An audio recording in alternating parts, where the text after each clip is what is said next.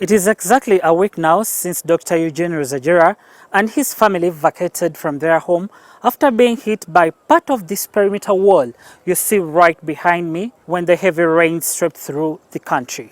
Dr. Eugene Ruzagira is homeless after the collapsing wall fence of his neighbor damaged his house. Much as some parts of the house were not damaged, most of its walls are compromised, making it inhabitable.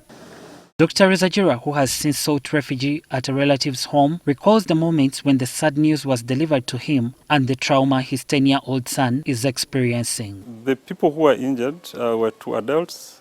They got cuts to their legs. We've been treating them. They are recovering. My son is also recovering. The wounds are recovering. But what I've seen is that he has been psychologically affected. NTV has learned that before the construction of the perimeter fence, Dr. Ruzagira contacted several authorities, including the National Buildings Review Board, whose response was regrettable. The board, however, denied the allegations of not responding effectively being leveled against them. In my first letter to NBRB, I had asked for two things. One was to restore the drainage, but two was the quality of the wall, the workmanship that was being used to build the wall. So that, since I had reported to NBRB, after they restored the drainage, I left that for the NBRB to follow up. It is true that as the National Building Review Board, we got to know about the first wall, and immediately we engaged with the Chengera Town Council. There were discussions between the developer and the complainant, and it was resolved that that wall be put down.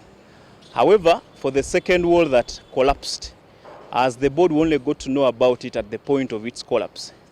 Nevertheless, investigations are going on to find out what is behind this whole matter. If they had engaged the developer at any of these stages, the wall would not have been built the way it was built, and the disaster would not have happened. Millennium Estate developers, who are allegedly the site engineers, declined owning or constructing the apartments whose perimeter fence collapsed. A scheduled meeting on Tuesday that was intended to harmonize the wrangles, Dr. Ruzagira and the owner of the apartments at Seguku Katali flopped. This was after a Shaban Senkubuge, the alleged owner of the apartments, failed to show up. Officials of the National Buildings Review Board, enforcement teams and Chengera Town Council had turned up for the meeting. We are sick and tired of being kicked around. We are not coming for tomorrow's meeting. Hold it with Millennium.